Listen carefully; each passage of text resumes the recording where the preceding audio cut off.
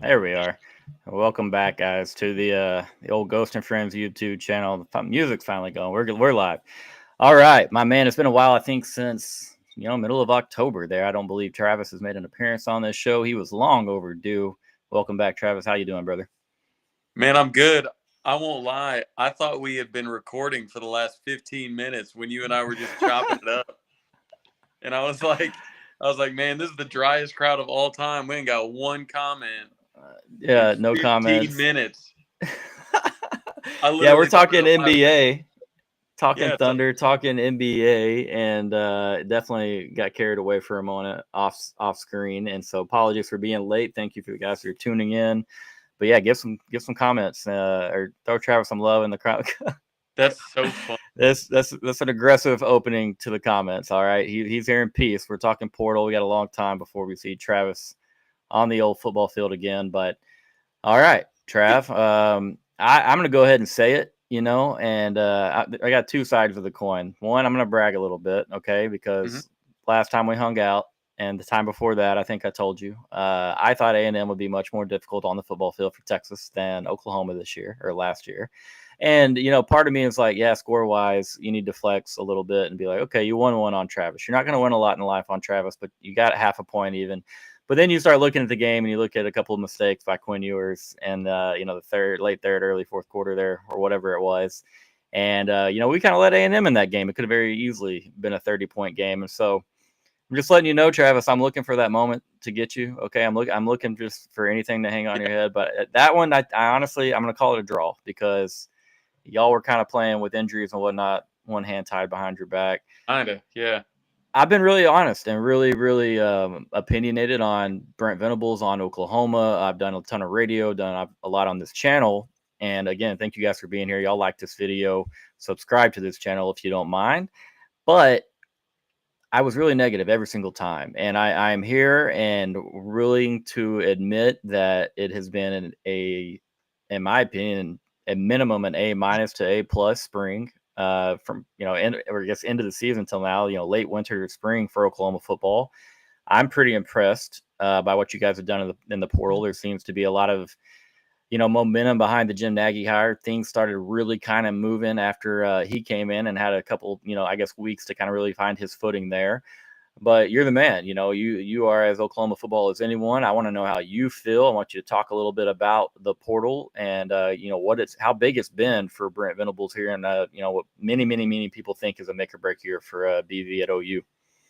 Yeah, I mean, he's absolutely on the hot seat, and I think he knows it. Everybody around here, even the staff, knows, like, hey, look, we got to win this year. Like, no excuses. Like, injuries, people can call them an excuse last year. I think they were. Like, we saw historic injuries across our offensive line and our wide receiver core, down our top 6 wide receivers, down already new offensive linemen, even they got injured. And I think that's what's most important for us this year is just get healthy, stay healthy, right? And Jake Michaela, right, coming over from Stanford, our kind of utility interior offensive lineman, has played a lot of football there. Him backing up Troy Everett at the center position, it kind of trues up the entire line because, again, you're back healthy again. You've got plenty of bodies at tackle, at guard. You've got a couple talented freshmen that are going to try and work their way up the depth chart. And then I'm not sure anybody added a better quarterback running back duo this offseason than John Mateer and Jade Knott. I know they paid big money for Jade Knott. They paid good money for Jake Michaela just to make sure you had that offensive line depth. So, and of course they paid John Mateer well. So, it's funny because some people in the comments are saying, Moneyball in the portal. I don't know. Jade Knott. I don't remember Jade Knott being part of Moneyball, but It is a former All California American. thing. Yeah, Moneyball. that's It took. true. There's ties. We're gonna backtrack it all the way there. I mean, you're not talking about just any cat at quarterback. There's a lot of shuffling going around. You have quarterbacks who are quite overrated, quarterbacks demanding, tons of money. Their camps are pulling them all over the place, really embarrassing themselves. John Mateer, he made a quiet move. Any noise has been, spoken about that, since has been on our Twitter timelines and, all the talk shows. Pairing him with Arbo, I mean, I hate to say it, man, but like I'm a lot higher on Oklahoma than I would have been 3 months ago. But what do you think the recent acquisition or additions, and then the portal sometimes taketh and giveth with one recruit all in what a few day time span. So you get David Stone back, you have defensive line depth. He wasn't going to start for you, but he's going to be a big rotational piece, obviously for you win loss wise, maybe coming into this offseason, where were you at? And then where are you at now? We I think always have off a season. number in our head. Yeah, I think off season I was at 9 simply because Brent Venables is calling the defense again, and he's potentially going to be calling it against 7 first-time starters at quarterback, at least 7 new starters at quarterback. I mean, Jackson Arnold isn't running away with the starting job at Auburn even. So you've got, Michigan freshmen. Sure, you play Nuss and you play Sellers, but those are your two SEC opponents, your two Power Four opponents that return their quarterbacks. So, Brent Venables, I'm excited for him to call the defense again. I liked our pickups there with Kendall Daniels and Marvin Jones Jr., especially coming off that edge. But yeah, I just think, another year in the system with them. And you mentioned it, like David Stone. Yeah, it was some family issues, and from Power Mizzou, Gabe got into it today and was like, man, you know, the Nico and David Stone situations are exactly the same, but OU gave in to David. It's like that's not what. First of all, not same situations at all, but like it wasn't a situation where David was like, I want more money or else I'm going to leave. He left, and then OU just said, oh, here's more money, come back. Like that, it's just not how it went down at all. Um, there's incentive based contracts, heavily incentive laden contracts now versus what your base pay is. He's got some family members that, he kind of takes care of um, and has been tasked with that. And, there's rumors of, a tax situation kind of sneaking up on him and all kinds of stuff. But at the end of the day, he wanted to stay in Norman. Teammates, kind of rallied around him. Coach Bates, Jim Nagy, all that, and didn't let him leave.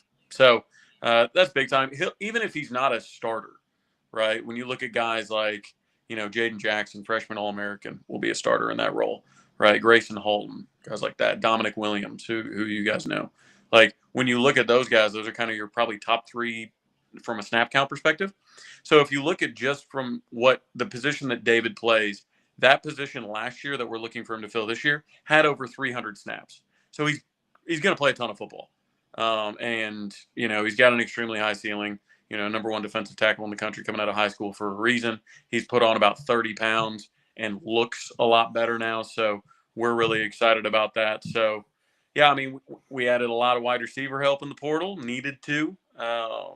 It looks like everybody will be back healthy. Knock on wood for the season opener. If not then at least SEC play by that Auburn game. We want them back, obviously, but yeah, it's interesting because with Arbuckle, he comes in with his quarterback. And it's interesting because with Diego Paiva, we saw this at Vanderbilt, right? He comes in with his OC, right? And then they play well. Then when we're looking for offensive coordinators, we're going, maybe we'll take Tulane's and he can bring Darian Mensa with him. Or maybe we'll Right. take Washington State's and he can bring it's amazing how common, and even keep in mind Jeff Levy and Dylan Gabriel, right? They weren't Right. immediately together, but they had been together before, and that helped Dylan out and the offense out tremendously, right? So when you look at things like that, I think getting Mateer, fantastic. Mateer's awesome. Getting Mateer in Arbuckle's offense and bringing Arbuckle down, I think it's a whole new level. So yeah, I think preseason it was like 8 or 9. I can be talked into 10 now, simply because I think we've shored up. I think we have a star at running back now. Um, I feel really good about having a star quarterback, and I think we have a star OC. And if you tell me those things, and you think, and we shore up our offensive line depth, like I know everybody in the SEC is very talented, but Right. I'm going to take our defense in year 4 of Brent Venables against 7 first-time starting quarterbacks on the schedule and let the chips fall where they may. No, I mean, I really like that point that you're making there about the 7 new quarterbacks. Going into last year, you've been told by everybody, you're going to get your teeth kicked in the SEC, this and that. Then the schedule drops, and like I mean, people are already screaming like, "Hey, your schedule is easy." Well, okay, but everybody tells us SEC is nonstop, relentless. It's every single weekend is murder ball. That's not always the case. So you look at it and like, yeah, Texas went up against a ton of first year quarterbacks last year throughout conference play. Just looking through you in the Mississippi State game, what's the kid's name? I'm slipping already. Michael Hawkins, Taylon Green when we saw him, Marcel Reed when we saw A&M. Florida, I can't even remember because Lagway wasn't there. That's a kid that is first year. Like, I mean, like, and I'm not discrediting what we did because we beat most of those teams. I mean, pretty handedly, and they didn't really make us sweat too much. But you have to look into that. That's going to be a fact, and it's, I mean, one reason why I think the schedule this year that you're about to see, it's not near of like the murderer's row that you saw last year. I think when you're talking about any continuity in this era of college football that you can have is a major plus. And when you're pairing your OC with your new quarterback, I mean, guys, I get in the comments, like you're going to hate on this, and half of y'all will think that I'm not being genuine and I'm just being nice to my guests. Oklahoma's going to be a lot better. That they really are. I will be on the flip side this year. I started this show by saying I thought last year, I was trying to kind of brag on Travis, but I couldn't go the full way. Saying that last year I thought coming into the season A&M would be the more difficult game. I'm back on the other side of that this year. Oklahoma will be more difficult than A&M. I'm not saying we're guaranteed to go to beat A&M, but I feel pretty good. Travis, Texas has done all right too. Okay, you think Oklahoma's used the portal as good as anybody? Because now where I really like what we've done is, you can add talent, absolutely, and I'm not accusing you of the opposite here, but you got to have the fit, of course. And you're a man that knows football and knows this game and just how it all works. You got to fit in the program, you got to fit in the particular systems. Y'all have added some big time names. There's no doubt there. You feel like everybody fits pretty well. And again, we probably don't know exactly, what Arbuckle system looks like. I'm sure it'll be, heavy hints of what it did at Wazoo. But as far as culture, program, guys, you feel pretty confident, comfortable about all that? Well, right off the bat, I feel really comfortable about the quarterback, at least because he's Right. coming with his OC, right? So Right. that's been great. Arbuckle runs a personnel-driven scheme, right? So it's not, hey, I've got to have these positions be good or else my offense doesn't work. It's I'm going to find the most talented guys we have and exploit matchups. So I think they're all good fits. I think there are a couple that could use some tough coaching, specifically on the defense. But high ceilings, big bodies, good-looking athletes could use that. So, went after a couple offensive linemen and got smart guys, a couple from Stanford. So I don't know. We're I don't know into the smart guys, which important to have smart football players everywhere. But I'll take them on the offensive line. But yeah, I don't know. I think at a couple spots we still need to fit them in, if you will. I think we still need probably a corner for depth. I would love another tight end, and then kicker. You guys took the best kicker out of the portal and booted Auburn down the road, and we can't even pick him up because he can't transfer and be eligible in the spring portal. So, Right. we'll look for a kicker, and it's you know it's an important position. And everybody's like, kickers are cheap in the portal, just go grab one. Like, no, I would be the first one to sign the biggest kicker deal in the country. Like, hey, look, Absolutely. we're going to offer 6 figures, like good money, position player money to a kicker. And everybody's going to say, well, you overpaid for a kicker. I'll be like, I don't care. How many games come down to a field goal in the SEC?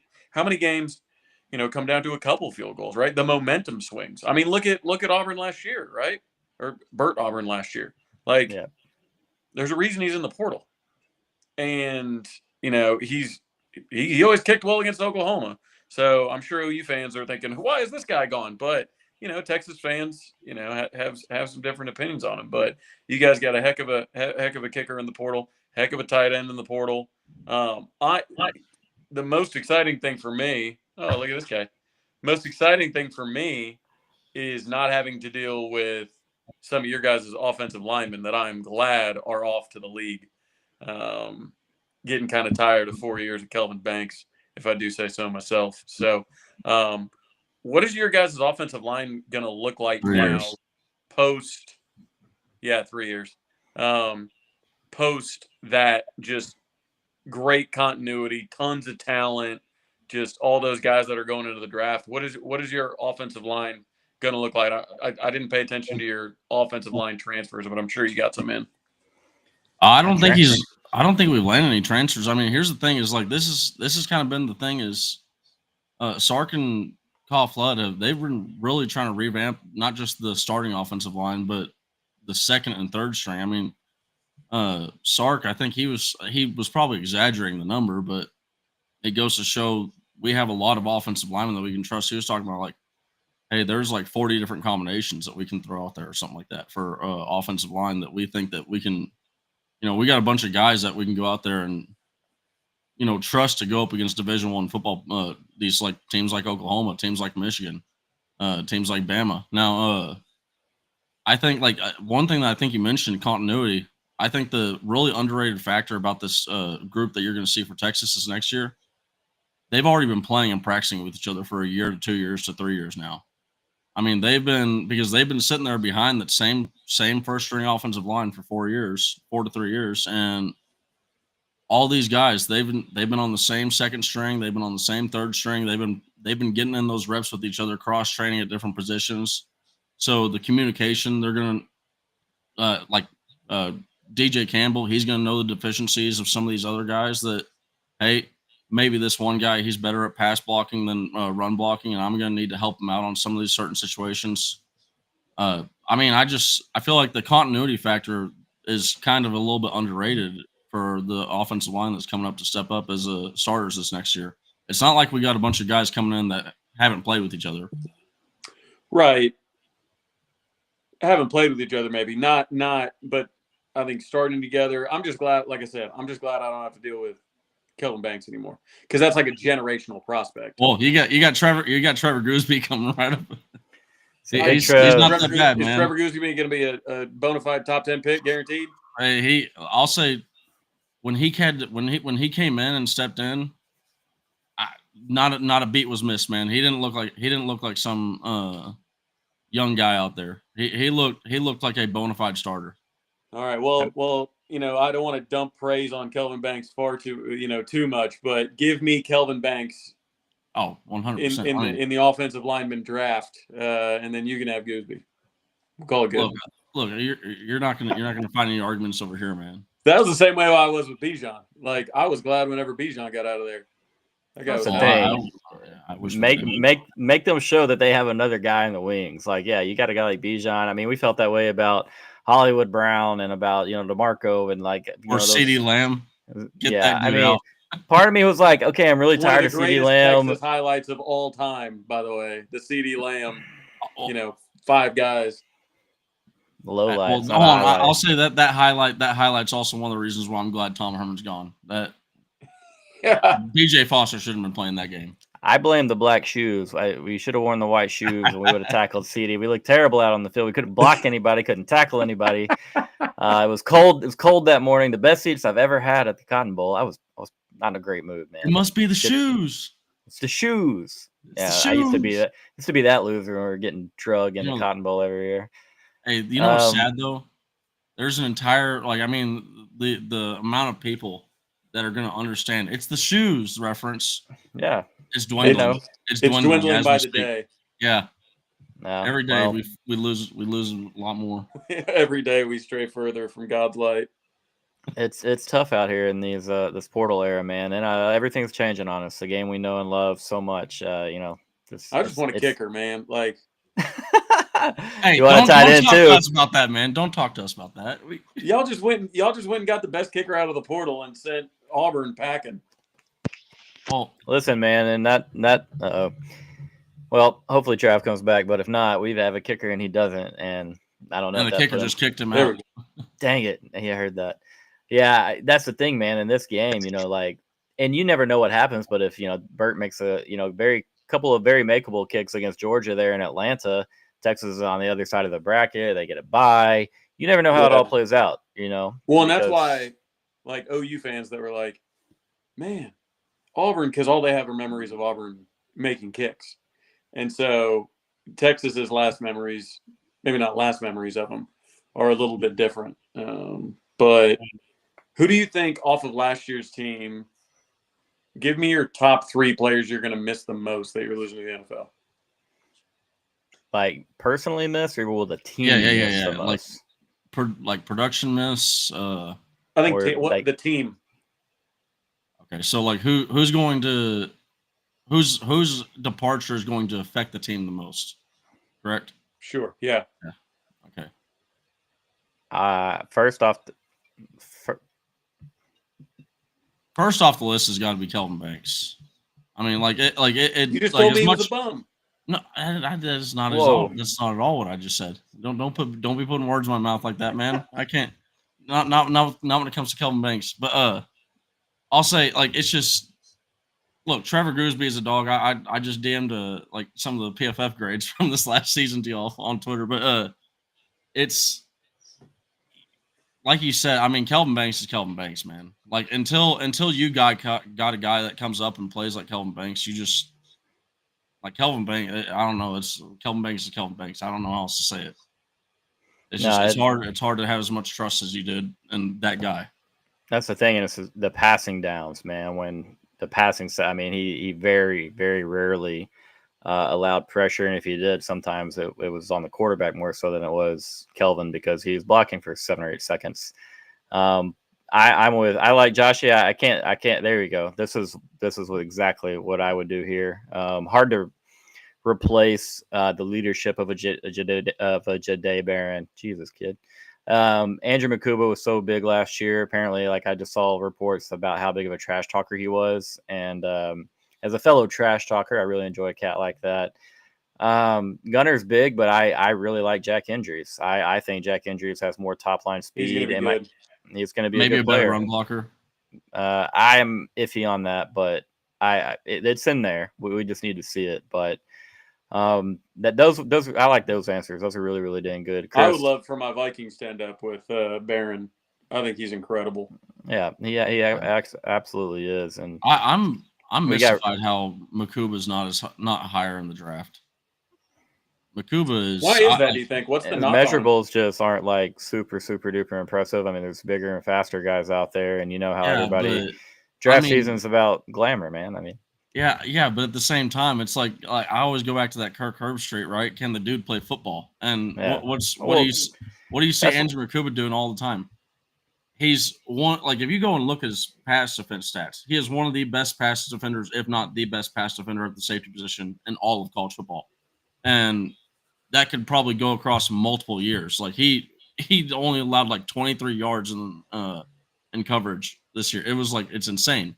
And then you go and you also look, okay, well, he's not just a one-trick pony, right? He's not going to, like, Andrew Makuba was on the borderline. Like, I've never seen a guy navigate the line of targeting as well as he did. I mean, that dude legally was trying to murder people out there on the football field. No, he was. Like, it's just like, if I want a safety, bro, I'm talking like you're telling me I can get an elite pass defender and I get an enforcer that's going to go out there and take somebody's head off. Give me that every single time. Right. I'm with you on that, man. I'm going to miss the heck out of that kid, and I want to see how our secondary looks, especially specifically in that spot. But Travis, I hate to get you out of here, man. We do have to get Mr. Mendoza on here. No, all good. Huge week. Thank you, brother. It's an honor to have you here. Always fun. You keep it as real as anybody up north of the old Red River. Any parting words for us Texas folk? And there's even some Aggies here hanging out ready to talk baseball. Yeah, I mean, y'all have a great rest of the show. Thanks for having me, per usual. I'll be in Norman watching some OU Texas softball. If anybody's coming through, holler at me. Yeah, it's going to be a good one, and we owe y'all a series, but it always makes me nervous.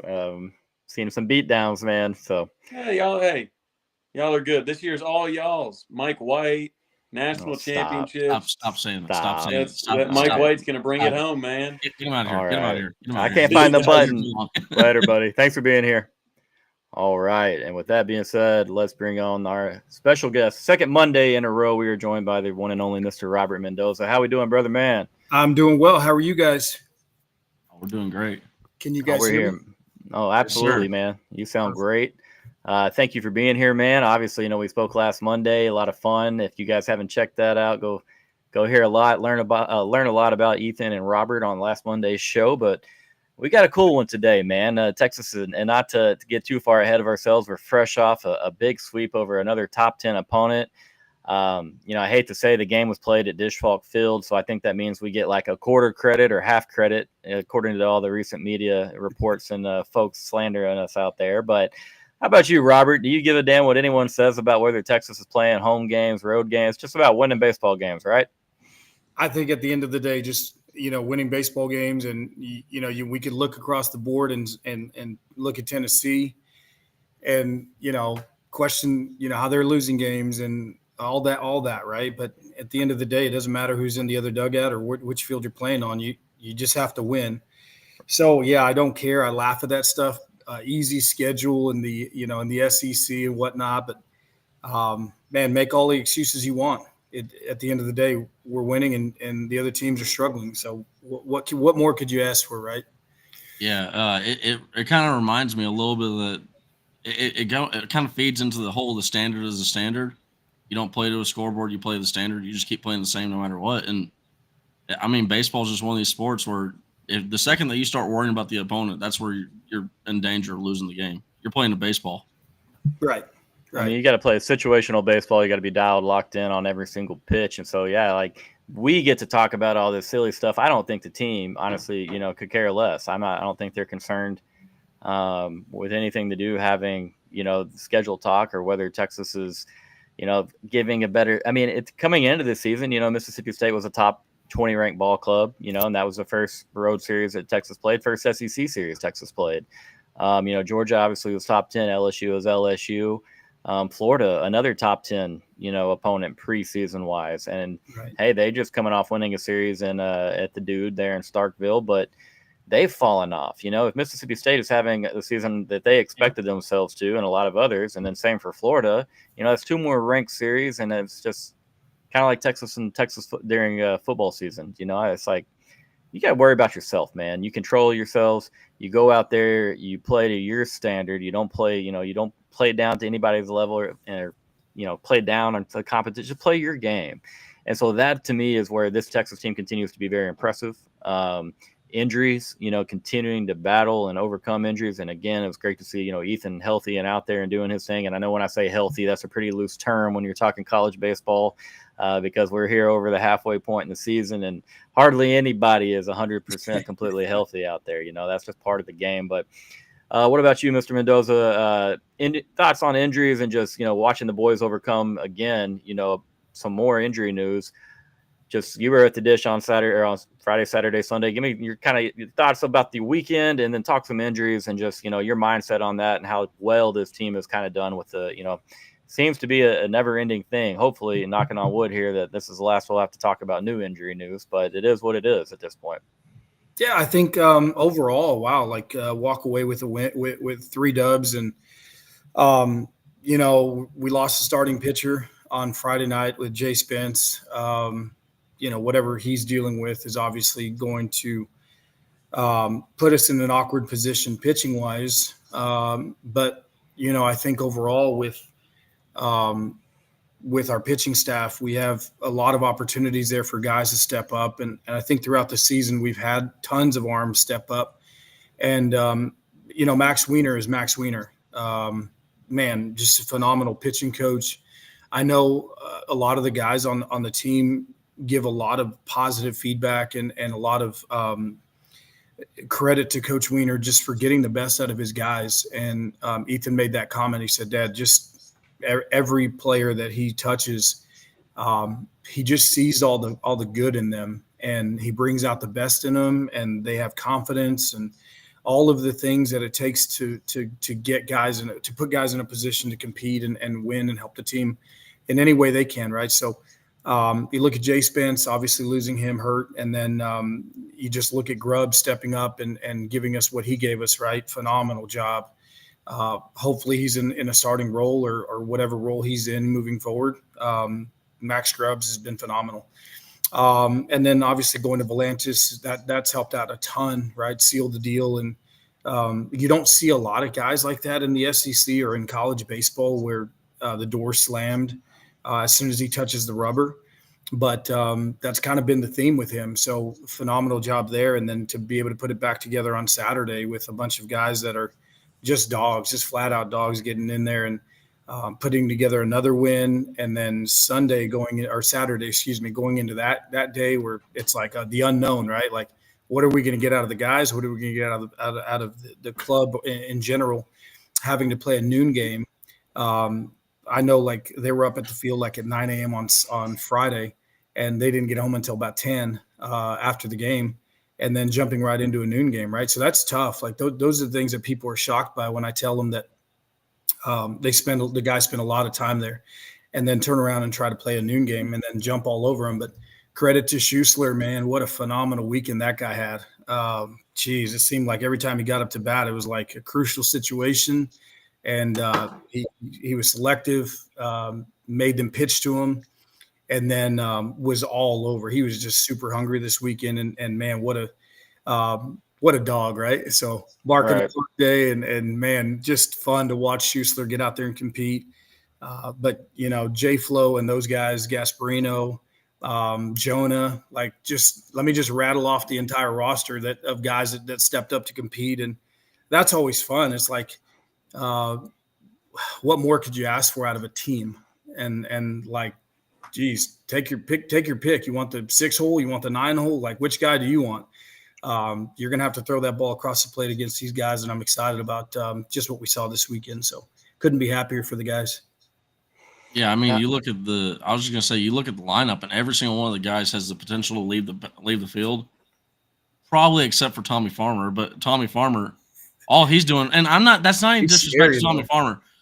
Tommy Farmer's, that's a guy that he's going to hit a ball in the gap, and you're going to have to, like, he hasn't had a triple yet, but I still think he's got a couple left in him, a couple triples in him for the rest of the way, but he hits a lot of doubles, man. And he's a guy that he's not going to do anything really flashy, right? But he's just going to get the job done. He's consistent down there, and that's helped out a lot. And then his defense has been phenomenal. Can't say enough about that. So he made some big plays this weekend, and had some big swings, some big key swings there down at the bottom lineup to keep it going. And then obviously Jonah, right? Passed it on to Jonah down there, and Borba had a big swing. Like, come on, man, just keep it going. I love that. And Schuessler with no pitches. It's just dinger. First pitch. I got to know, since y'all were there, what was the reaction in the park when Mr. Jonah Williams, because we thought he had his first hit, down the line, but right.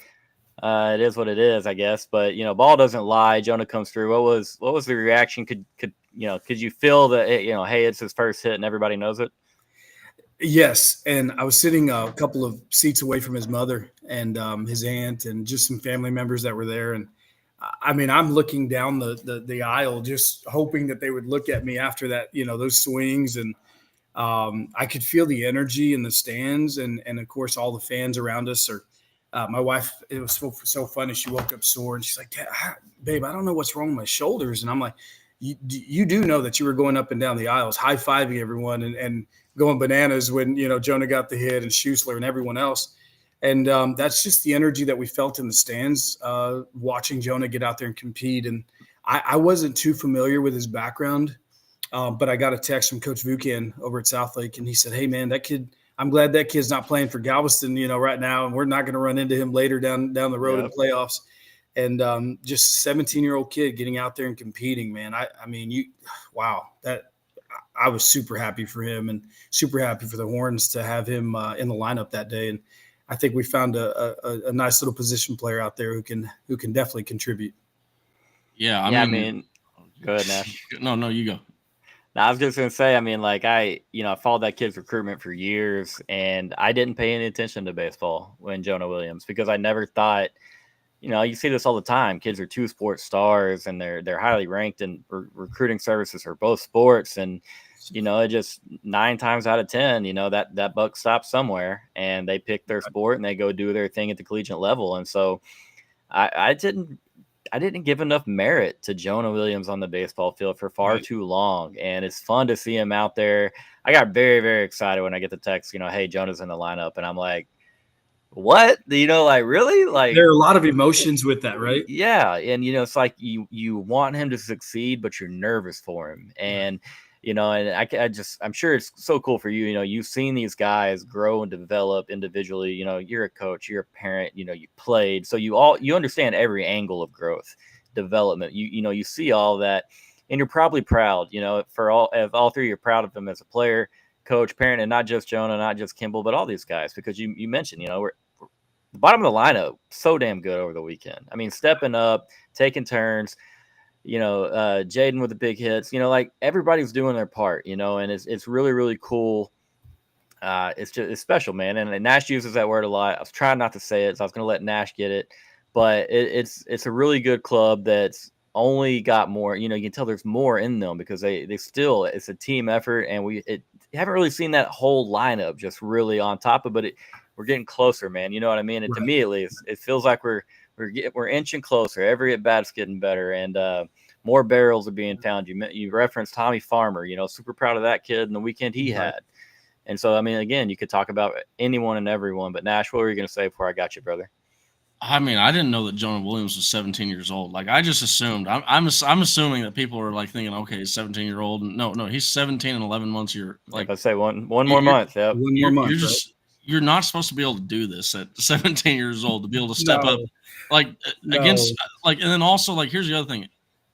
Auburn's not bad. Like, this is one thing that I kept having to remind myself while we're watching the game. Like, this is a really, really, really good Auburn team. Yes. It's not like Texas was playing Texas State or anything like that. This is a team that, I don't know, man, for Jonah to be able to step in and, one thing that really stood out to me about Jonah is his ability to stay composed and consistent. There's a million people that they get that what should have been a triple for their first hit, and that just them not getting that triple, that throws a wrench in it. They strike out. It gets in their head, right? And he never let that happen. You also look at Jim Schlossnagle. The first at bat, he doesn't swing the bat once, right? But he sees a lot of pitches. Jim Schlossnagle never talks to a player. He talked to Jonah Williams and was probably swing that bat because the first pitch that he swings at is 3 feet outside in the right-handed batter's box. Right. But still, you actually see he was swinging with conviction. Then also, he still went and took some really good at bats. The moment just never looks too big for Jonah. You see Jonah out there; he's clapping with the fans in the stands. Now, part of that's because he's been doing that all season long. He's been such a cheerleader in that dugout. But yeah, I'm so happy for the guy, man. Yeah, he looks like he belongs. He belongs out there. Yeah, it's not like he got a rollover single. Like, that was a rocket in the gap. He had a couple of rockets the opposite field. It looked like he knew how to handle the bat. His bat to ball skills were electric. And then he went up there and got a push bunt to the third base side for a hit. Schloss said that it was, he did that on his own. Just a ball player like that, to me, screams more about who he is as a person, sticking with it for, it's April 20th or 21st, right? Like, he's been grinding and getting prepared, but give credit to Schloss and the staff for the timing of when this happened. I think, you put him in too early and all of a sudden he's lost focus. He's lost excitement and passion. And then give credit to the coaches that are sharing him, right? I know football sharing him and baseball sharing him. So they have to figure that part out, which to me, that's a great thing for Jonah. Like how can he help Texas win on both sides of the ball? And that was good to see him have success for sure. But man, it wasn't like he had rollovers. That dude was hitting rockets, and that fired me up. Yeah, like his average exit velocity was like 102 or something like that. He led crazy. the team. I mean, the first one was 104 off the bat, and that tells me right there. I'm like, all right, when Buddy finds the barrel, that's next level. So, and you look at like, I was just gonna say, you look at like other top freshmen in the SEC, like Tyler Bell and Derek Carroll. Those are outstanding players. Right. Those are dudes that are 2 years older than him.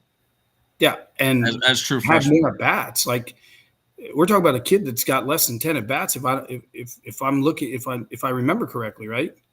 Yeah. I can pull up the stats right here. And I'm talking about before going into this weekend. Yeah, he had 7 at bats all weekend long. But I mean, he might have had more plate appearances. Yeah, he has 9 at bats total. He has a couple walks, so he has like probably 11 plate appearances. But jeez. I mean, but still to be hitting 5 to have 5 hits on 11 plate appearances, that's not a bad stat, man. Yeah, and Auburn's pitching, to your point, like they're not bad. Those guys are good, and their defense is talented, and they made some great plays all weekend long. It was a 3-2 ball game Friday. That's a barn burner, right? We're scratching runs across against good pitching, and they had good pitching all weekend long. We just happened to have Schuessler on our side. Thank God for that. He he hit the go ahead Friday night, correct? To left field, or am I blending it all together? Yeah. Kimball had the go ahead on Friday, I believe. Yes. Yeah, Friday night. Yeah, he smoked that, man. Like, I mean, as soon as that ball left bat, you knew that was gone. Yeah, I call her national. I don't know which one it was called. 7th, I think. Yep. 7th. Okay.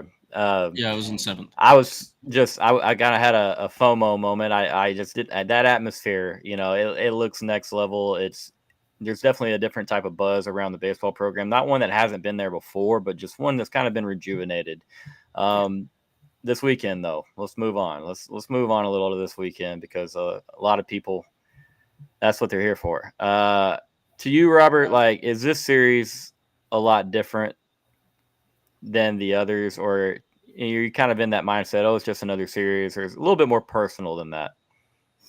I asked Ethan about that this weekend, actually, and I just asked him, like, what's the approach? What's the mindset? He's like, Dad, everyone's making it bigger than what it really is. It's Texas versus Texas. It's not – A&M has nothing to do with this series.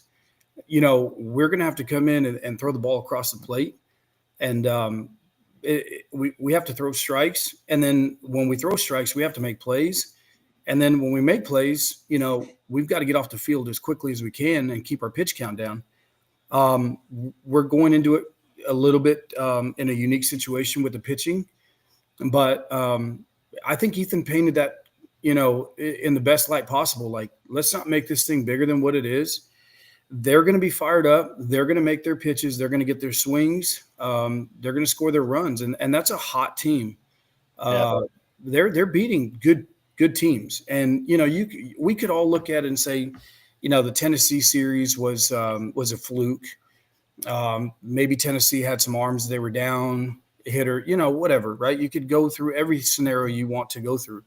But at the end of the day, they're finding ways to win, and they're coming in as the hottest team, in my opinion, in the SEC. So it's going to be a tough weekend. I know that, and I'm expecting that, we're going to have to focus and grind just like we have been doing all year. But to me, this is not about A&M. This is really about the Longhorns coming through and pulling through and doing what we've been doing. Just be consistent, stay focused on the task. There will probably be anywhere from 600 to 700 pitches thrown across the plate over the weekend. And it's coach talk when you say win every pitch, but that's really what we're going to have to do is we'll have to focus pitch by pitch.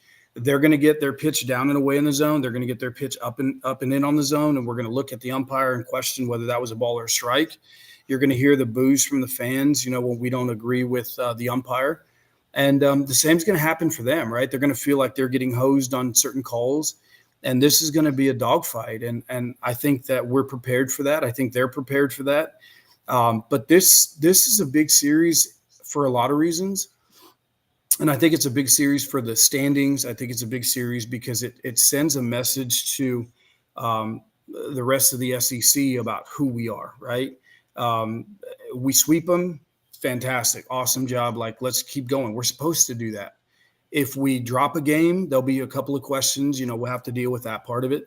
If we go if we lose 2 or 3 and we lose the series, well, then there's some sort of hole in our armor, right? Like, we've been very good all season long, and now all of a sudden, there are questions going to be answered and stuff like that. So, to me, the only way it's a win-win for us is if we sweep them. But anything less than that, it's going to come down to, okay, there are going to be the questions and so on and so forth. So, to me, we have to shut out all of the talk and all the noise, win every pitch, do the best we can to close the zone in on them and hammer pitches that they throw in the zone, and just do what we do. I think that at the end of the day, we don't push the wrong buttons and try to force things, and just stay consistent. Our at-bats need to be focused. We're not trying to do too much. We're just, trying to pass the baton. I think at the end of the day, this is going to be a clean series for Texas, and I think we walk away with 2 or 3 wins. I think that's that's the expectation.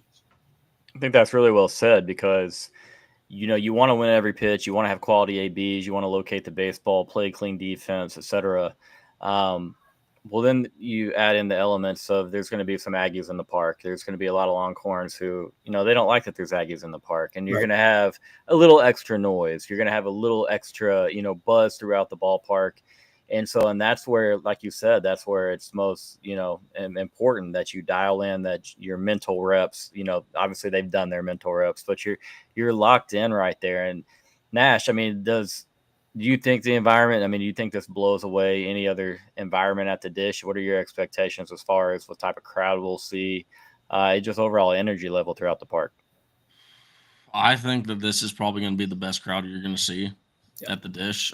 Because like he said, I don't care that Texas A&M doesn't have a rank next to their name. They're if you fell in a coma at the beginning of the season and then you woke up after that first game from Tennessee, be like, why is A&M not number 1 team in the nation? Right? Like they entered number 1. They're playing like number 1. What happened? Somebody would have to fill you in. All that stuff in February and March happened. Right. And their fans are going to show up. When you add in the Jim Schlossnagle hired from Texas A&M, right? Like, there's going to be a lot of emotion at this game. And I don't think that we're going to see an environment that gets this loud and this crazy. Fans are going to be yelling. Fans are going to be chirping at some of the Aggie guys. I know. And this is one of the things that might work for Texas is if we can stay just calm and, just do what we're supposed to do and not worry too much about the environment. Man, maybe some of these A&M players get a little bit too emotional, and maybe that drags them out of sync. Maybe that just throws a little wrench in their in the road. But this environment's going to be amazing. It's hard to imagine a better setup for an environment. A&M, if they were sitting there with the number 1 or number 5 rank, that would probably. If A&M had handled business and Texas and it was number 1 Texas A&M versus number 2 Texas you're not going to get after hiring away the coach, you're not going to get any much more of a narrative built than that.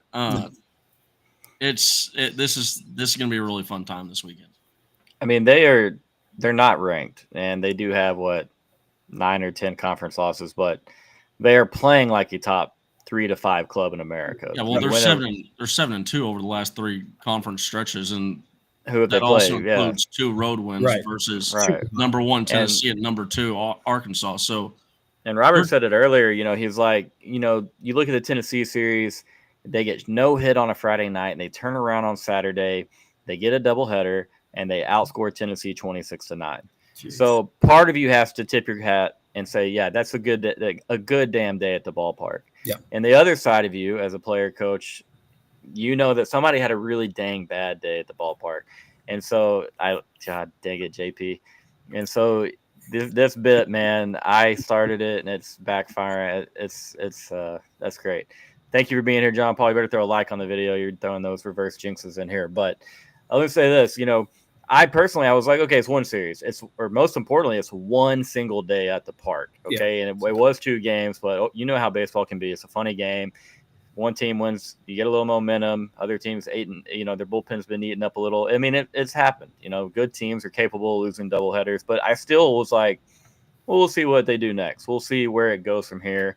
They had the come from behind win against South Carolina. I think they're down 10 runs, or I don't remember what it was, 11 runs, something crazy. That Sunday game was crazy. Yeah, and they rallied to win that, and that's when you're like, okay, there's a little bit of substance there. It's not just one day at the ballpark. They've rattled off 5 straight conference wins.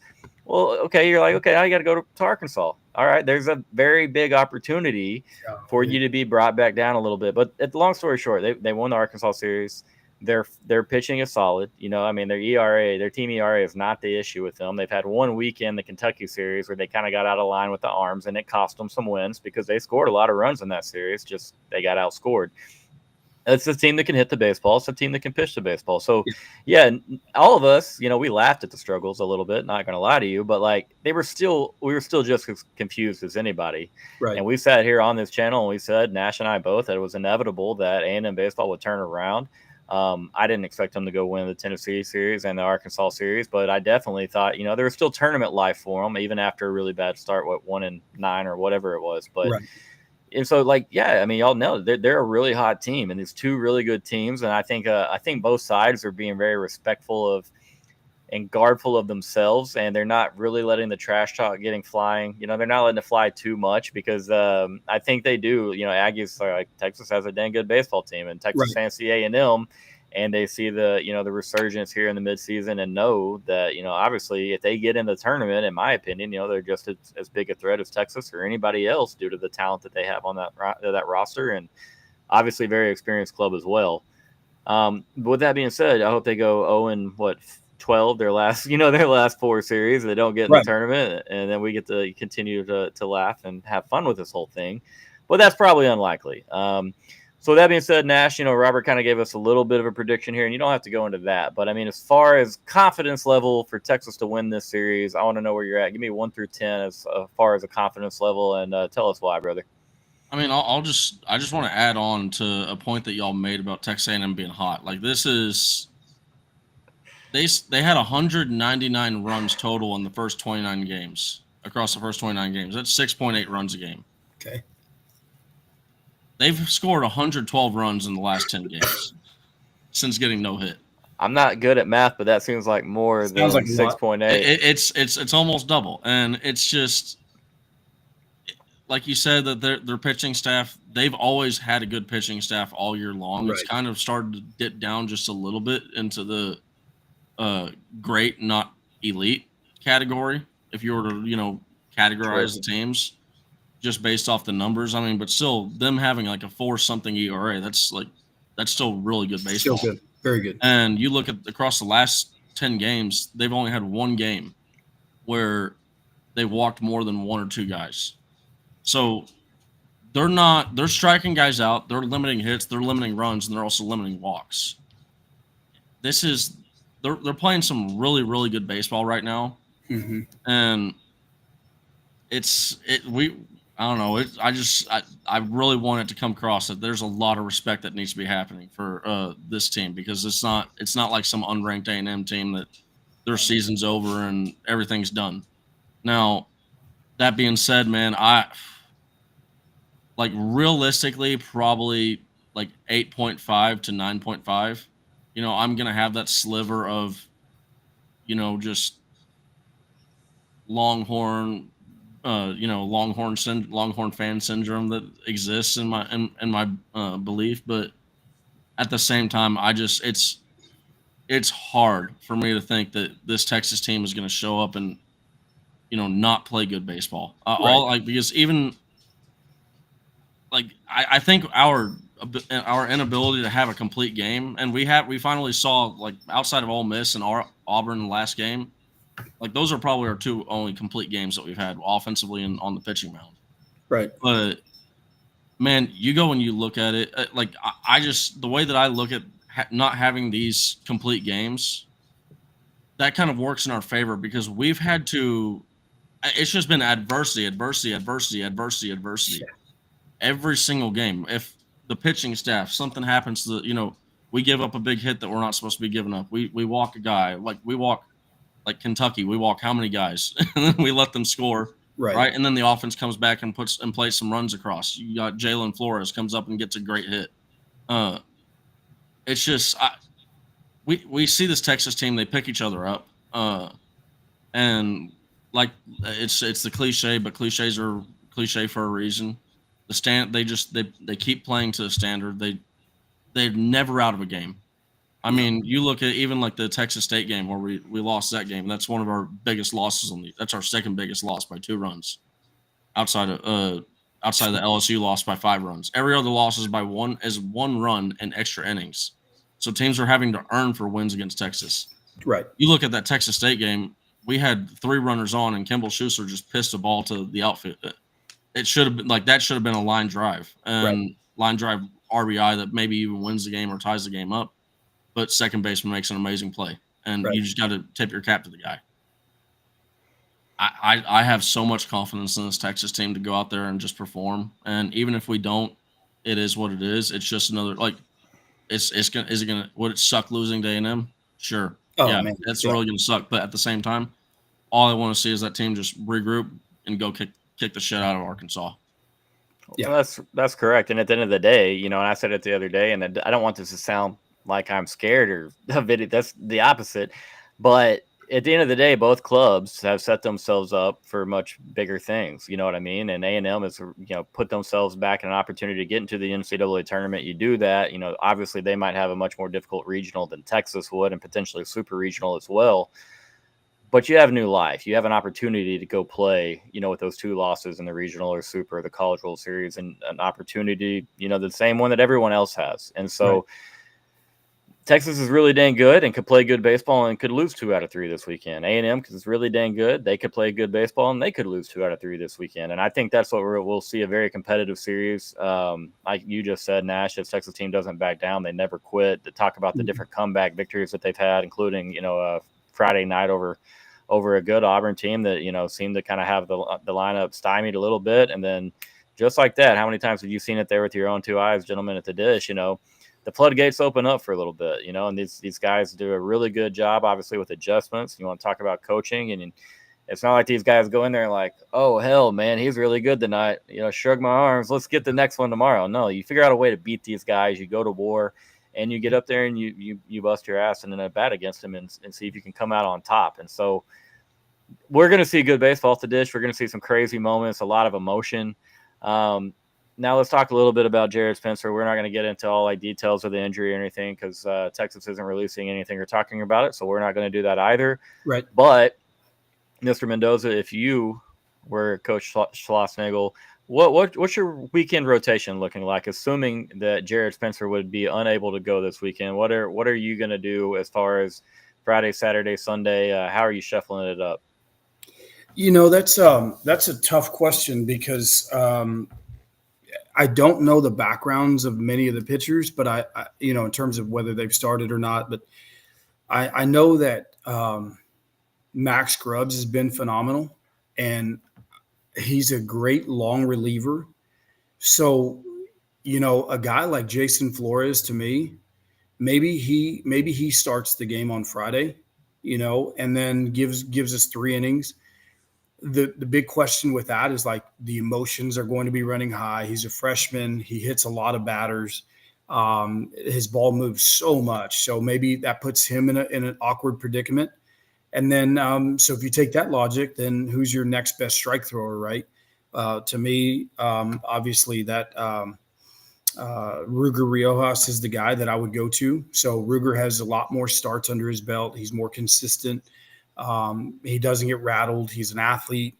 They're going to try to bunt on us. They're going to try to run. They're going to do a lot of things to try to push buttons.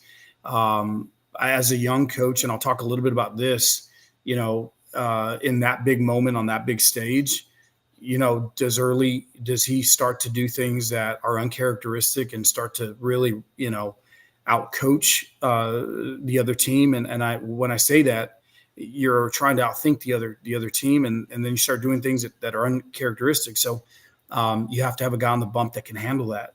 So to me, it might be Ruger to start on Friday, and then go to Max Scrubs and go to Valantis, right? So get game one, and then on Saturday, just go with our normal Saturday guys, like I think we have in the past. I think those guys have been consistent.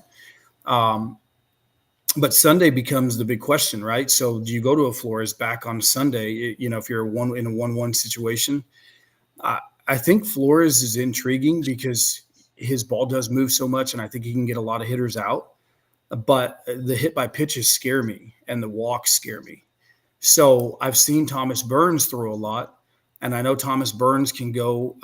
I know he can go 5 or 6 strong innings, but his fastball, right? So we saw his fastball get hammered in an 0-2 count, and Ike Irish is probably the best hitter in the country, and we can tip our hat to, we just played Ike Irish. That's essentially who put up all those runs and put us in a situation where we're scrapping. All but one.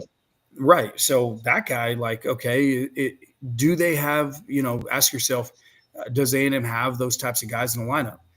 To me, I think if you can contain Suriel and you can contain Lavalette and those guys, then it's not a big deal to go to a Jason Flores whose ball moves a lot as a starter. And I think that when you pass the torch to the next guy, Burns per se, that's 4 or 5 innings there. And then you bring Valantis back. And I think that this is the weekend where you have to stretch Valantis because you're gonna need more innings out of him. You're gonna need more pitches out of him. So does he go 3 games back to back? I don't think that that's an option, but maybe going Friday, Sunday type thing with Valantis. So I think those are my guys as starters. But Sunday would be the Burns and potentially the Flores guys as far as the starters there. But like I said, it's going to come down to, does Early start to hit and run? Does he start to push buttons on the bunt, right? And we've seen what that can do to our pitching staff, guys getting off the mound, executing bunt defense and all that. So, I think that's the pitching staff for me if I had to roll that out. No, I wouldn't change a thing about it. You keep Luke Harrison in his normal Saturday spot. You talk about being comfortable there and what he knows. I like Ruger. I like pumping strikes, and that's a tone setter, in my opinion, for the series. If he can get you, through 4 or 5 innings, and you're able to turn and go with that dream scenario of starter to Max Grubbs to Big Dylan Valantis, that's like we talked about last week. You're going to win a lot of baseball games with that recipe right there. Right. And then Sunday, let's say, you're really trying to win Friday night. Obviously, everybody's trying to win the game, but you put all your eggs in that basket, knowing that you have Luke Harrison to go Saturday, and you take those 2, hopefully, and then Sunday becomes a game where you fight like hell. You scratch together 9 innings of pitching. You try to record 27 outs, however you can record your 27 outs, and they might not be as pretty as they were Friday or Saturday, or as it's less stressful. But what about you, Nash? You thinking Ruger on Friday as well, or you got something different for us, Bubba? Pretty much most the same, but I do have a little bit of a creative possible solution with the whole Sunday starter. Obviously, I think you like what Robert said. I mean, you go put your best strike thrower out there, right? Put one of the guys that you trust the most out there on Friday, and you always want to try and take that first game, right? Set the tone in the series. Go to Max Grubbs if you can, then go to Valantis, right? In the dream scenario, we use those 3 pitchers. Dream scenario, Ruger goes 8 innings, and then you got Valantis comes in, right? And then you got Max Grubbs for whatever you need later on. But obviously, one guy that you mentioned, Thomas Burns, that's a guy that I'm really interested to watch over this weekend, because we've seen his pitch count go up and up and up, and this is a guy that the coaching staff, they were pretty open earlier on in the year that, hey, this is a guy that we want to work towards a potential Sunday starting role. Now, I'm not saying go start him on Sunday versus Texas A&M for the first time, but I think that he could factor into giving us some really long relief, like you mentioned. The name that I'm really interested to see, I don't think maybe he gets a Sunday start, just because what we've seen from this coaching staff, look, if they got a chance to win game 2 on Saturday, they're not going to give a shit about Jason Flores on Sunday. No, they're going. No, they're going to pull his ass out of the bullpen and they're going to put him on the mound if they think that we can win. So one thing I think they might do, man, is we saw Cade Bing earlier in the year. He really started out as one of these weekend options, and he really just needed to kind of adjust to Division I baseball. Yeah. And that adjustment looks like it's been made. And I think they go out there. He had 6.1 innings versus Texas State, 0 hits, somehow allowed a run. You hate to have no earned, or he had 1 earned run, but it's hard to fault him for losing that game at all. Right. Houston Christian, he didn't look bad at all. He just got pulled out of the game early on, and then UTRGV, he looked great again. This is a guy that we're going to see him tomorrow, right? And if we're out there and he's looking great, shut him down and just keep that option open, right, for the potential Sunday starter, because in my opinion, I mean, he might be the guy that we thought he was going to be now, like the guy that we thought earlier in the year that we wanted to try and, see him on the mound. That guy might be playing for Texas right now. Right. He might have already figured it out. So, and like you mentioned, like, this is a guy that does not walk a lot of guys. He just pounds the strike zone. He has a really rare ability to have a mindset of being able to just trust his fielders. Being up on the mound, it's really easy to have one guy hit a ball really hard on you, and then you just lose it because or an error gets made. Just the error is the big thing. You start throwing the contact, and that's that's when you get the long ones hit. You start trying to throw around it, and I mean, in my opinion, I think that's the one thing that LBJ suffered from last year was if there was an error or somebody, he would start to try and go win the game on his own, right? And he's certainly a guy that could have done it, but. And also, I do kind of wish we had LBJ, because right now it'd be as simple as, hey, LBJ's on Sunday, man. Right? What do you guys think about Moffitt? What do you guys think about what you saw from him the other day? I think Moffitt is giving us some really, really strong. It's hard to say because closer's Dylan Volantis, right? Right. But I think that right now, if there's a second guy that I'm having to go out there and put in to close a game, it's probably Aiden Moffitt right now. I mean, his stuff is good, man. There's electric stuff. He just his ERA looked bad, right, from the going into Oklahoma State and having 0 innings pitched, right, because he lets up 1 hit and it's an earned run, and then he immediately gets pulled. But all he's done ever since then is just go in there, and he hasn't even allowed a hit. I don't know how you allow an earned run and don't allow a hit, but that happens. So I think there was a hit by pitch or something. Yeah, no, it was a base on ball. Base on ball. So, but all we've seen from him, man, is he's just come in and he's struck dudes out. He's only walked 2 dudes on the entire year. I'm really encouraged what we've been seeing from him, and I think there's some potential to see that we might be getting Will Mercer. Not this weekend, but we might be getting him back in the future, like in the near future. I know this is a guy that Schloss and them were probably originally thinking he was going to be back, weeks ago, but like this is the case with the injuries. It's a very fluid timeline. And man, I think that at the back end of our bullpen is really starting to get bolstered. Like there's a lot of confidence I'm going to have in our ability to go out there and close out games.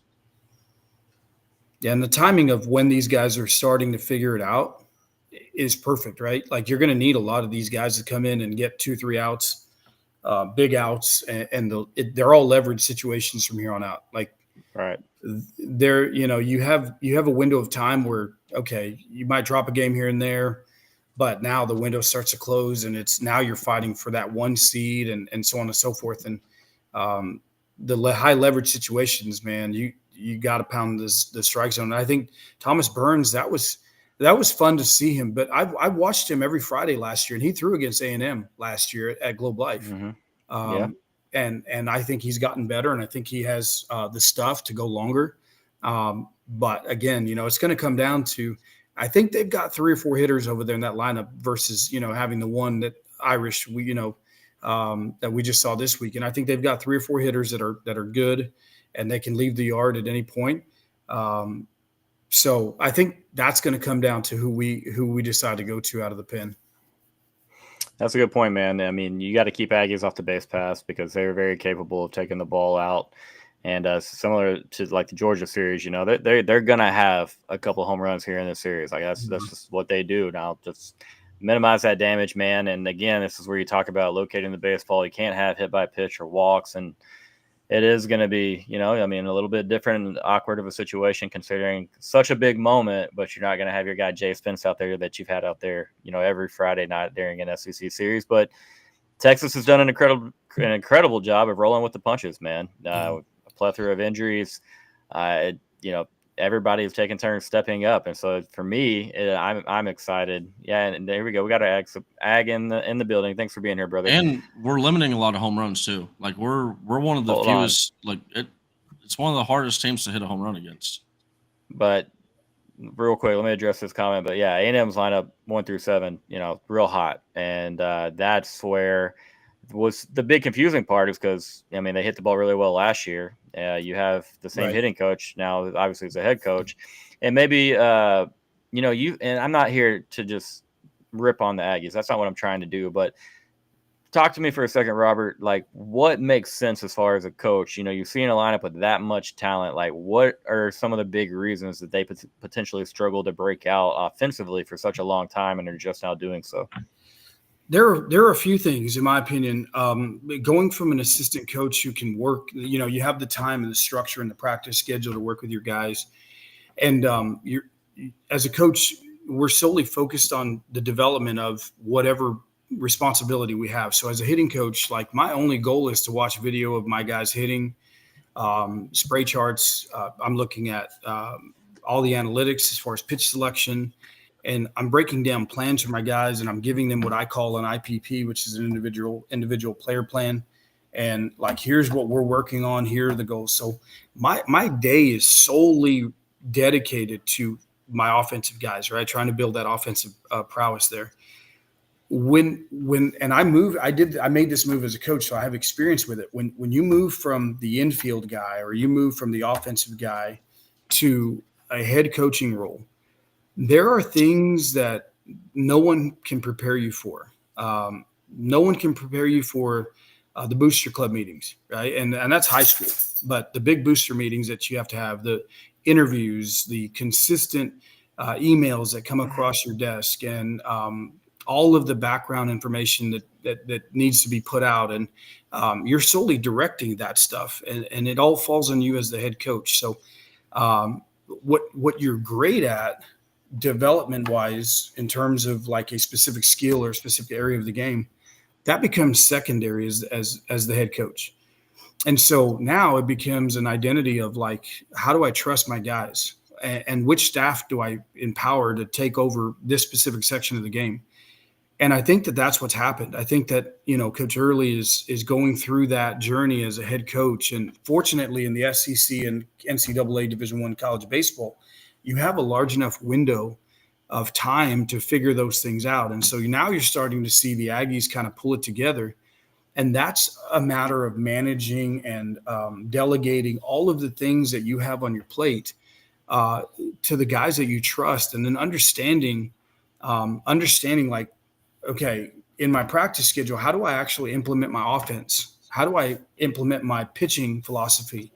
And I know that you hire guys to do that, but as the head coach, you're still trying to formulate that. And as you're going through the process, you lose sight of what's important at times because you're so focused on being the head coach. That's the difference right now between what you're seeing with Schloss and what you're seeing with Early, is that when you don't have experience doing that kind of stuff, it is a mess. Your desk just is a pile of junk, right? So to me, I think that that's the reason why they fell into that mess. But now they're starting to figure it out, because I think that Early is starting to understand the process of what it's like to be a head coach. and then having the opportunity to delegate. Now his coaches are taking ownership of whatever's happening there on the field. So that's kind of the idea of where I think they fell short and where they've fallen short. And then they've had a couple of key injuries. Like I saw Surreal in the lineup the other day, and man, I think he had like 100 home runs on his opening debut. And I know that kid just from coaching against him over at Flower Mound Marcus. Like great hitter. He's a spark in the lineup. So then the other guys kind of pick up on that. And then the pitching has been consistent all year for the most part, but it's been the offense. And that's where Mike Early has had his identity, on the program. But as they transition into this new phase of the second half of the SEC and they're starting to get hot and they're playing so well, I think that all of those pieces are starting to fall for them. And that's really what it comes down to is I think that Mike Early just he's starting to figure out what it's like to be a head coach, man. And that no one warns you of that. No one can prepare you for it. You just have to go through the grind of it and figure it out as a head coach. And hopefully you figure it out before they fire you, because everyone's going to get fired at some point. Every coach will get fired. It's just a matter of can you figure it out before they pull the trigger on you. And I think that he's starting to do that, right? And so, yeah, I don't want the Aggies to come in and beat us in any way, shape, or form. I don't want them to have any success against us because obviously I'm a Longhorn fan. But I do think that they're starting to figure some things out because of those pieces right there. Yeah, I mean, Nash brought up the offensive numbers earlier. You and Lord Tubbington, believe it or not, brought up the injuries there. They've hit the baseball really well as a program for the last several years, and with the talent they had come, it was a matter of time. And so I was just curious to hear what you thought might have kind of been that handicap until they've got to the point they're at now. Injuries, they definitely seem to be as healthy as they've been all year, and that plays a big part into it here. You're talking about, you remove one guy from a lineup and then all of a sudden maybe one guy gets pitched a little bit differently and the next guy's getting pitched differently. And people don't really think about that. You think it's always plug and play. And even at some of the best programs, one hole in your lineup can do a little more damage than you're anticipating there. But I'll be honest, it's Monday. I'm pretty dang nervous. I'm nervous just because of the rivalry. I'm going to be there. I know that for about 3 hours, I'm going to want to throw up for every single 200 pitches that are thrown in this game. That's part of it. And that's part of why this rivalry, I'm so happy and glad that it's back. But I will say this. I think Mr. Chris Bennett, you posted the stat earlier, A&M 7-3 against Texas on the diamond since 2017. And that's disgusting to say out loud, man. I mean, it's Texas baseball. If there's any sport, this is our best sport that we've in history. Like in the last almost decade, we've had a losing record to those guys. And that's just, we cannot stand for it. And that turnaround, it starts right here Friday night. But Mr. Mendoza, you'll be at the Dish, I'm assuming? I will be there. Yes, I will be there. And we're trying to figure out my sons. They're both playing in tournaments this weekend. And my wife's like, okay, how do we get, Jet and Lincoln to their stuff? And I'm just trying to figure out the logistics. But as of now, we are set to go in some way, shape, or form. But I will definitely be there. I'm trying to persuade my wife in any way that I can to take the boys to their tournaments, and I'll get the next one or something. But yeah, it's going to be good. I'm trying to decide put a couple of IOUs in there. Yeah, I've got a bucket full of those, and man, I have a lot to live up to here after the season. But then there's another season next year, and hopefully after that. So, I've got to figure out how to pay these debts off. Get one of those little coupon books with like the massages and all that stuff in there. Yeah, it makes me think of Dumb and Dumber. They steal all the money and not knowing, they take all the money from the briefcase and then they write all those IOUs and they give it to. There you go. The guys take it back and he opens it up and he's like, "What are these?" It's like, "These are IOUs." And the only thing I wanted to touch on that I kind of forgot as you guys were navigating through that was that I think Slosh and his staff, I think that they're well equipped to handle this type of a series and get the guys rallied up and ready to go. So I'm expecting Texas to come out calm and collective like they have been all year, and I don't think they're going to be too emotional about it. But I hope our fans come out and I hope our fans make the stadium just even more electric out there. So I'm anxious to see how the fans do more than I am the kids. I can promise that Nash Talks Texas. We won't be sitting together, but the people around Nash, I already know they'll be going crazy. But anyone around me, they won't have a choice, man. We are absolute fun forcers at all stadiums and parks. There is no sitting on our hands or hey, please sit down in front. Like it's just not how we get down. We'll be No. respectful, but we will be loud. We'll have fun. Sometimes I wonder if if some of the parents like over there on the first base side of the field are like, who the hell is that yelling over there behind home plate?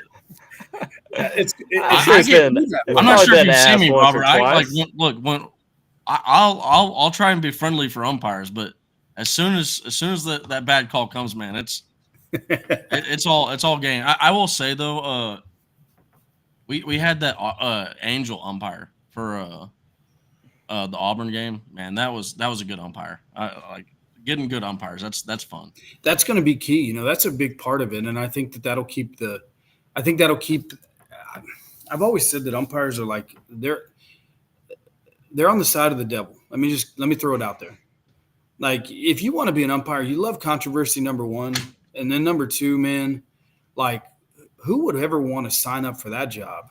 Like you're wrong no matter what you do, right? And anyway, I hope that the umpiring crew that comes out, they're just very consistent, and the camera stuff, I love that. I think that, man, we need more of that. And I hope that we get the challenge on the balls and strikes. I think that that's important. We saw that happen this weekend in one of the series where there was a strike 3 call, bases loaded, that was down in the zone. And, man, just he gets rung up. The kid got rang up on a call that, man, he shouldn't have. He took a great pitch. I hope that we get to that point. But this weekend, I'm looking for consistency from the umpires as well. I think as long as they don't fall into the trap of the energy and all that stuff that's happening on the field and all the antics that are going to go on, I'm super pumped for that part as well. Like, let's just have a great game out there, because I think that that's going to be extremely important. That they're consistent, and these crazy zones that are in the other batter's box aren't even a thing.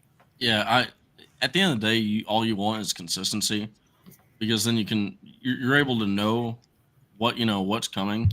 Right. And that's also one of the things. Look, if you struck out 3 times on a low fastball, I don't care if it's low. Start swinging, right? Like, Yeah. As long as that's consistent, it's a strike. But you have a strike zone moving 4 inches off the plate, then it becomes 8 inches off the plate, then it goes to 2 inches off the plate over a 3 inning span. Like, and that's the sad part, is we've seen that in this conference, and it's not just Texas games. It's not our series. The guy in Kentucky had a pretty strong strike zone, a lot lower than we're accustomed to.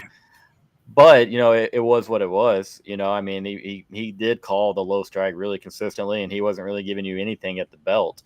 But, I mean, I asked a question on Twitter. I don't know if y'all saw that, but I mean, like, you have such a tremendous product in the SEC. You have the best baseball players in the country. You have, a national champion comes out of the conference every single year. Like, and you have that is what you're deciding that this razor thin margin for error between these teams, and they have a decision in it. And it's just, A&M was very upset about a lot of calls, even though I'm going to go ahead and say this, Aggies, if you're watching the shot at home plate with the glove in the shadows, like, Buddy is out right there. Okay. They're not going to overturn that. Whatever they called that on the field, they were going to stick with that call. I mean, if they called him safe, they wouldn't have overturned it, but they called him out on the field. To me, it's like the shortest catcher's mitt in existence, or it's like, obviously there's a lot of glove probably making contact in the, through the shadow with the leg there, but you'd have to look at the pick, but they're bad overall. That's my point. The umpiring doesn't match the quality of baseball that's being played. No, it doesn't. No, it doesn't. And these coaches, their jobs are on the line, man.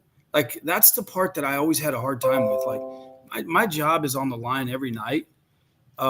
And I know it's high school baseball, so it's not as important, right? Like, as if I'm running an SEC program, I understand that.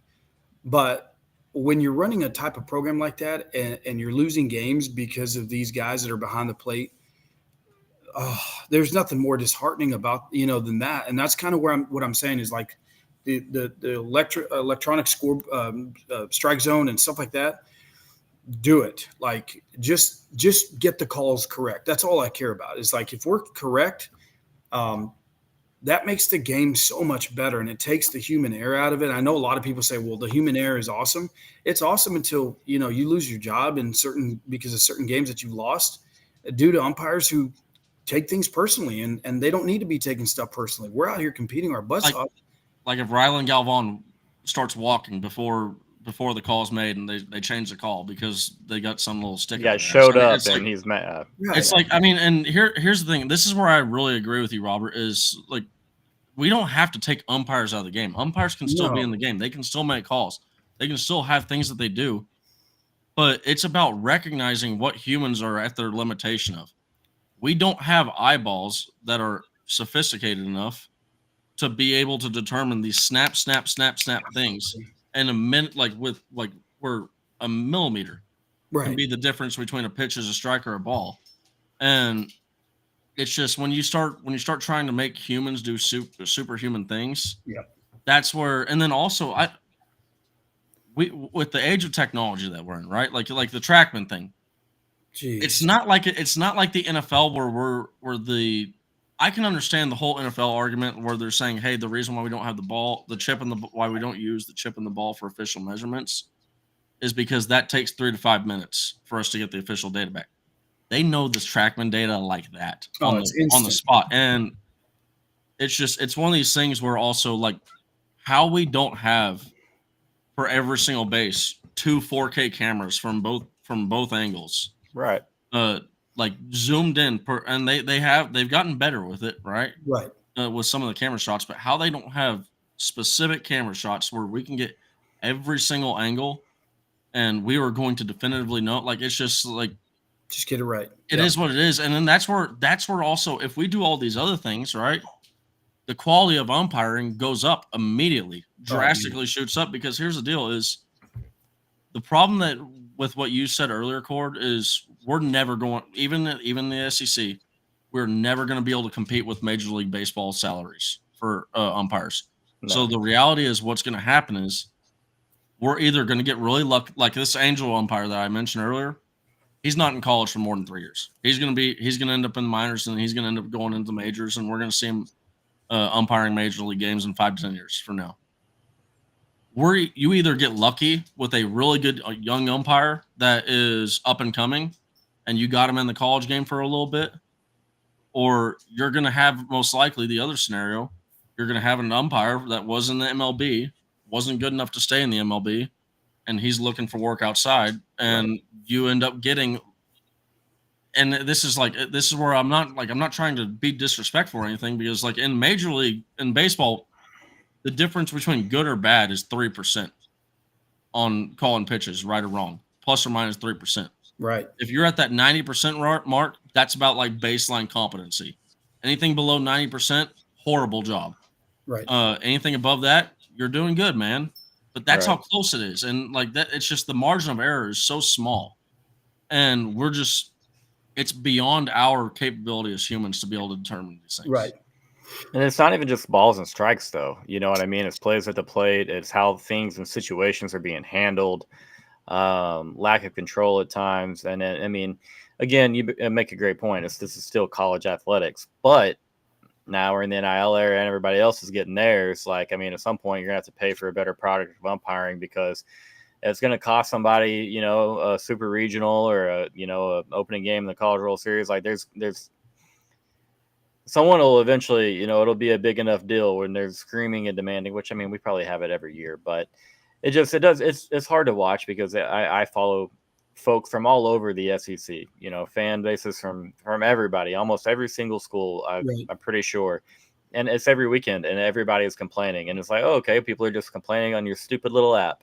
Well, yeah, that's what we do. But there are a lot of people that know ball and a lot of people that have eyes and can see that like, oh, that is blatantly bad. And this Team X, got absolutely screwed over here in a pivotal situation of this game that could have flipped it. And so maybe we'll get lucky. Maybe we'll have the best umpire crew we've seen all year here in Austin, Texas, when the Aggies come to town. But I will say this, I umpired through college, and as soon as old guys got in there throwing 92, 93, and I'd worked my way up the ranks, and I was like, I'm going back down. Where's the majors and the juniors, and where's that shit? Because I don't want no part of this 94-mile-per-hour fastball with 6 to 8 inches of run, and it's moving at me, and I'm just like, is the catcher going to catch? Okay, we're good. And then doing that. The umpire doesn't know what's coming. Like, the umpire has no clue. I'm staring, trying to pick up the See, read and this is spin out of where- his hands, just in knowing how I need to dodge or protect myself in case, And this is where, like, also, like, in the sport of baseball, there's so, like, it's one of the hardest sports to pick up because there's so many little tiny, just little detail. Like, you could teach somebody for 2 years, right? And then, there's this one little freak situation or scenario that pops up, and it's like, Yes. hey, they don't understand that. And it's to that level of all these things that you have to pay that are there to be, to pay attention to for umpires on the field. If you start taking away the strike zone, right, and you start taking away some of these calls that, hey, we're going to allow you to, make better decisions on the fly. Like, for example, the Jonah Williams hit. That hit. drives me Well, insane. and also I will say this, like, this goes to show, like, the horrible umpire. That was horrible umpiring, and the reason why on that one is there's nothing subjective about that. It is purely objective. It's either fair or foul. Right. You let that play run through, because if you call it foul, like he did, we can't know what happens on the play. Right. Right. Whereas if you run the play through, okay, now let's go look at it, fair or foul. Right. Oh, And it then was you a just foul get it ball. right. Go back to home plate. We reset everything. Right. To me, it's that type of stuff that's when umpires start to make the game starts to become about themselves, right? And I hate when umpires start to make a game, like it's like we've been saying all this time, is you never want an umpire's call to determine a game. No. And that can, like, for example, like say A&M gets hosed on a bad call, right? And Texas wins or Texas sweeps. Let's just say Texas sweeps and A&M just gets hosed on some bad calls to end the game. Early might get fired off that. That's Right what I'm there. saying. That Like, there are and- people's jobs on the line for this stuff. That's where I Right. want. I just want to get it right. Just get it right, and then I'm okay as a Like fan. Augie, just get the thing right. Get it right, and then I'm okay as a fan when I'm wrong and I thought it was fair, and I'm like, man, I was so wrong. Cool. Like, I'm ready to move on emotionally at that point. But when I leave the yard and I'm charged up about Jonah Williams is down, double down the line, and he ends up striking out, to your point, hey, just guys can't handle that kind of stuff, and they end up striking out, and then it changes the game. I'm so heated when I leave there, and that's not, part of it is I'm super competitive, but at the end of the day, it's like I do want things done the right way when it comes to the game stuff. Like, remove the element of human error on those things, and let's just get it right. Because at the end of the day, I think more people are understanding when there's video replay than when there's not. And that's also one of those things, is when you lose a game, like, it's actually easier to deal with a loss when you are able to say, hey, this is why we lost. We did this, and this is why we lost. Whereas if you, like, in a hypothetical situation where Jonah Williams has a hit taken away, and that could have been a walk-off hit, and then we end up losing the game, it's like we go back to that one play where, hey, this should have happened, and we win the game. But now it does, and then you got to sit there and you got to deal with that, and you got to. And then you got to hear the layman's excuse where people on Twitter are like, "Well, play better, just blow teams out." Well, this is the damn SEC. You don't blow teams out very often in baseball. Like how you talk about Texas, we're battling in every game that we've lost. It's been a close baseball game. We've won a lot of close baseball games as well, and it's just a battle every time that you're out there. And so, to make your point, is exactly right, Nash. Like, you don't need any help dropping a game in this conference or having a game be maybe more competitive than it should have been. You all know baseball. If Jonah gets, if he gets the right call there, maybe Auburn pitches for another 45 minutes, because that's one more out that they didn't get, and pitchers got to throw more pitches. And y'all know it, just one thing can lead to another. And that's where you start to interrupt the flow and the integrity of the game. And you just, like you gentlemen, just for the love of the game, get it right. I mean, it's absolutely silly to watch it week in and week out. And it's not just we're not complaining about our teams. It's everybody, everyone in the conference. Yeah. Which also is what's cool about our 16-2 SEC record so far.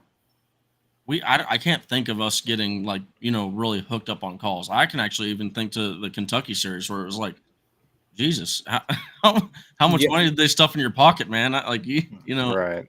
That and I'm not saying that I actually don't think that they were paid by Kentucky. I'm just No, being, but but you have to I think that question was like we've been sitting here saying it's just Well, bad that's where you umpiring. start to question the personal vendettas and Texas, new cat on the block, and they're rolling through the conference, and it just you never know. I mean, how many the times, Nash, do we integrity. hear? You don't know where these umpires are coming from. You don't know their background. Like, we don't know anything about them, right? We're just I Google them. I Google them at the games, man. Yeah, Nash is If there's an umpire, there's been a couple umpires that man. have been fired from the MLB, and I've let them know. I've let them know. I'm sitting there behind home plate. I'm letting them. Hey, Nash is is letting that why them you know. got fired, man? Is this why you got fired? I got a good feeling you're one of the great reasons why we got Trackman coming on. As long as we don't have Angel Hernandez. Oh my God, Oh, keep I'm that guy good away. with it. Yeah. Keep that guy away from the dish, bro. But you guys have said TrackMan, it's instant data, man. That's instant. Like every umpire should have Instantaneous, umpire should have a buzzer that just buzzes them like, hey, that's a strike. Like just automatically buzzes them. They could just raise their hand like normal. And it's an ego thing. Like here's the deal. They can call strike zones like strikes, but like why are we I just it's one of these I just don't get it, man, right? Yeah. Like there should what pride do you have in having the 100% I would much rather say, hey, let me go make my calls, and if I make a wrong call, you get it right because like we've been just get the thing right. Like 100% strike zone is a lot better than 90% strike zone. Yeah. And it's just it comes off as egotistical, right? Like a lot of what umpires do, they I hate to say it, but they try to make the game about themselves, man. Sometimes I think they do. Yeah, they want a lot of pick me, look at me referees, and you just gotta.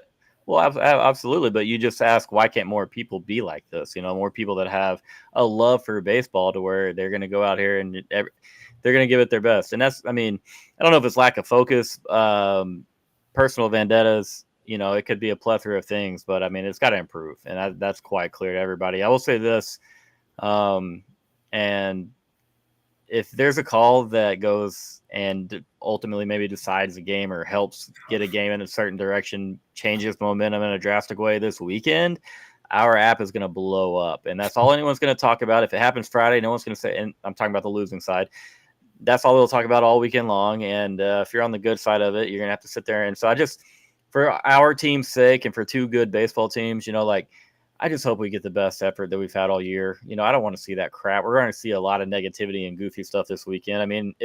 You don't have to see it, but it's out there if you're looking, easy enough. But all right, gentlemen, I'm going to wrap this up for us, get y'all out of here. Robert, it means a lot you'd come back on here and listen to us ramble, and proud of your kiddo, man. Another great weekend for Ethan, and excited to see what he does because we know, as you said before, he's extra fired up for this one, as most people are. Nash, thank you for coming back as always and sharing your thoughts and love for Texas baseball with us. Gentlemen, any final words before we get you out? Nash, go ahead. I was just going to say, what a series is about to come up. It's like we mentioned earlier, there's maybe the only way that this could even get better is if there was a rank next to Texas A&M's name. It's just like, this is, I can't say this enough. I don't think we're going to see an environment that gets this hot ever again the dish, to this level at the dish, because it's just with all the narratives that exist with the Jim Schlaw single and everything. Plus the dormant rivalry. Yeah. Texas first year in the SEC, right? We'll have to see, but hey, we've been gift wrapped another home game. There you go. How about you, Robert? Yeah, I think that this weekend, just for the fans out there, the Texas fans specifically, man, go bananas and root the boys on. I think the atmosphere and the environment is going to be crazy, and I know it fuels the guys. Yeah, let's just get out there and get after it and compete. But I'm taking a half day on Friday, so I'll be down there early to see all the guys and say hi to everyone out there, and just looking forward to a fun weekend. And man, just safe travels to everyone heading up, and man, let's make this thing the best series we can make it, and obviously show everyone out there in the SEC that two good Texas teams are going to get out there and battle it up, and a few guys know each other from high school and stuff like that. But I know that the gloves are going to come off, and then at the end of the series, man, it is what it is. Let's just have a good one. I'm excited for that. I love it. You said go bananas, and the first image in my head was a Yeti yard full of Texas students in the full-on bananas costumes. Just all the college kids. Absolutely raging, baby. But gentlemen, it means a lot. Thank you all so much. Very special time, very special baseball club we have, but a very big opportunity and challenge awaits Texas. So thank you all for being here. Tomorrow night we'll be back on the channel later in the evening. I haven't had a time solidified yet. Depends on how the game's flowing along. But Wednesday night we'll have a mixed crowd. We'll have some Aggies. We'll have some Longhorns. We'll have some fun banter and chirp it up a little bit. So thank you all for being here, gentlemen. Hook 'em horns. So I got to flip it around. I'm not Matthew McConaughey, but we'll talk soon. Y'all have a good night. Hook 'em. Thanks, Ghost. Thanks.